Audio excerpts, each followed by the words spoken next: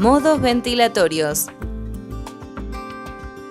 La definición de modos ventilatorios se reduce a cómo el ventilador controla la presión, el flujo y el volumen dentro de cada respiración, junto con una descripción de cómo es la secuencia de las respiraciones. Cada modo ventilatorio se caracteriza porque tiene que tener 3 factores fundamentales: patrón ventilatorio preestablecido, una variable de control y variables de fase.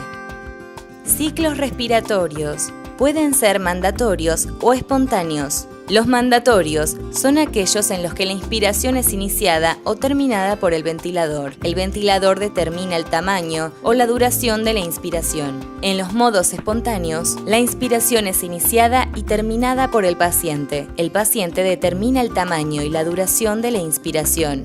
Patrón ventilatorio preestablecido. CMB, IMB y CSB. CMB se refiere a la ventilación mandatoria continua, IMB a la ventilación mandatoria intermitente y CSB a la ventilación espontánea continua. Otro de los factores que tiene que tener un modo para ser considerado modo es tener una variable de control. El respirador puede controlar o la presión o el flujo. Si controla la presión, estamos en un modo de presión control. Si controla el flujo, estamos en un modo de volumen control. El modo que tenemos ahora en pantalla es un modo de volumen control, más conocido como VCB. La variable de control en este caso es el flujo y esa es la variable independiente, lo que implica que va a haber variables que van a ser dependientes. La variable a controlar es la presión. La presión en la vía aérea va a variar. Esa variación va a depender de varios factores que están dentro de la ecuación del movimiento, que son, primero, el volumen al cual estemos ventilando. Segundo, la tasa de flujo que estemos utilizando para ventilar. Tercero, las condiciones mecánicas del sistema, la impedancia del sistema, o sea, la compliance del sistema respiratorio y la resistencia de las vías aéreas. Y por otro lado, el esfuerzo del paciente. En presión control, la variable de control es la presión, es la variable independiente, la que no va a variar durante el ciclo inspiratorio. Las variables dependientes van a ser el flujo y el volumen. Si son dependientes quiere decir que van a ser variables y van a depender de otras circunstancias que las van a hacer cambiar. Estos factores que pueden hacer cambiar tanto el flujo como el volumen son, primero, el nivel de presión que se aplica a la vía aérea programado por el operador, el tiempo durante el cual se aplica esta presión, las condiciones mecánicas del sistema respiratorio, como la compliance del sistema respiratorio y la resistencia de las vías aéreas, y el esfuerzo muscular del paciente. Los modos ventilatorios se caracterizan por tener un patrón preestablecido, variables de control y variables de fase. Las variables de fase son 4. La variable de disparo, que es la que inicia la inspiración. La variable de control o límite, que habitualmente coincide con la variable de control, y es aquella variable que no se va a superar durante toda la inspiración. La variable de ciclado, que es la que finaliza el ciclo inspiratorio, y la variable de base, que es la que se controla durante la expiración. Los 3 modos más utilizados en la práctica clínica son ventilación controlada por volumen, ventilación controlada por presión, presión de soporte. Introducción a ventilación controlada por volumen. El modo volumen control es un modo ventilatorio consistente en la entrega de un volumen corriente prefijado, con un flujo fijo, disparado por el paciente o por tiempo, limitado por flujo, ciclado por tiempo-volumen. Los ciclos respiratorios son asistidos o mandatorios. El ventilador mecánico realiza la mayor parte del trabajo respiratorio. Presión control es un modo ventilatorio consistente en la entrega de una presión prefijada con un tiempo fijo disparado por el paciente o por tiempo, limitado por presión, ciclado por tiempo. Los ciclos respiratorios son asistidos o mandatorios. El ventilador mecánico realiza la mayor parte del trabajo respiratorio. En cuanto al monitoreo, en volumen control la variable a monitorear es la presión. Las presiones a monitorear son la presión pico, es la presión máxima en las vías aéreas, la presión plató, que es la presión al final de una inspiración, realizando una pausa de fin de inspiración, como en este caso. Como dijimos anteriormente, en volumen control, los cambios en la complacencia los vamos a ver en la curva de presión en tiempo. En este sentido, una caída de la compliance se va a expresar como una presión de plató más alta que en la condición anterior, sin diferencia entre la presión pico y la presión plató, que son iguales. La diferencia es igual a la condición anterior. De la misma manera que los cambios en la complacencia se van a ver en la curva de presión en tiempo, los cambios en el componente resistivo también. En este caso, estamos ventilando a un paciente con un componente resistivo mayor al de la situación anterior. Esto se ve reflejado por un aumento en la diferencia entre presión pico y presión plató, sin cambios en la presión plató. En cuanto al monitoreo en presión control, toda la información ahora se encuentra en la curva de flujo y en la curva de volumen en menor medida. En este sentido, es interesante analizar el pico de flujo inspiratorio y la pendiente de descenso del flujo inspiratorio.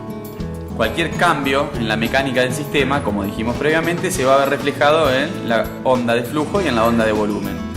En este caso, una disminución de la compliance se traduce en una caída del flujo y en una caída de la ganancia de volumen para el mismo nivel de presión. En sentido opuesto, una ganancia en la compliance genera mayores picos de flujo, mayor área abajo de la curva de flujo y una ganancia de volumen más alta. La programación de volumen control es la siguiente. Se programa el volumen corriente, que se debe hacer de acuerdo a el peso predicho del paciente. El tiempo inspiratorio, que es el tiempo en el cual se va a entregar el volumen corriente prefijado.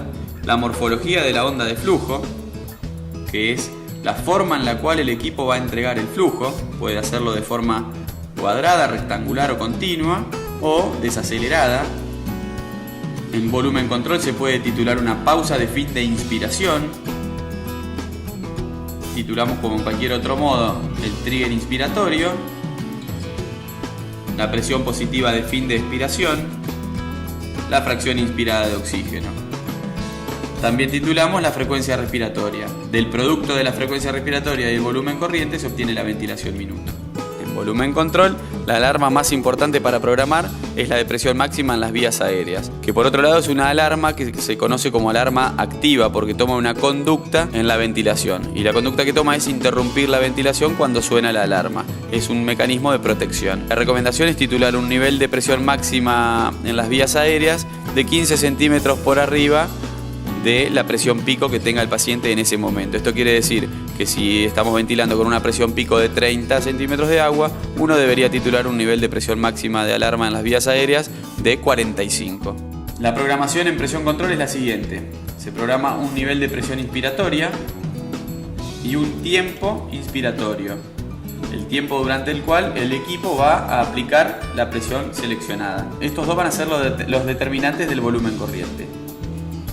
También se programa lo que se conoce como rise time o tiempo de retardo, tiempo de ascenso, que es el tiempo que va a tardar el equipo en entregar la presión. Se programa la frecuencia respiratoria. Del producto del volumen corriente ganado y la frecuencia respiratoria se obtiene el volumen minuto y se programan, como en todos los demás modos, un nivel de PIP, un nivel de fracción inspirada y un nivel de trigger inspiratorio. En cuanto a las alarmas en presión control, las alarmas más importantes son las alarmas de volumen, tanto volumen minuto mínimo como volumen minuto máximo. En algunos equipos está la opción de programar la alarma de volumen corriente mínimo y volumen corriente máximo. Al igual que en los demás modos, uno puede programar la alarma de presión máxima en las vías aéreas y otras alarmas como la frecuencia respiratoria máxima y mínima. Presión de soporte. La presión de soporte es un modo ventilatorio espontáneo consistente en la entrega de una presión prefijada frente al esfuerzo inspiratorio del paciente, disparado por el paciente, limitado por presión, ciclado por flujo. Todos los ciclos respiratorios son espontáneos. El paciente determina la frecuencia respiratoria, el volumen corriente y el tiempo inspiratorio. La programación en presión de soporte es la siguiente. Se programa un nivel de presión inspirada, al igual que en presión control.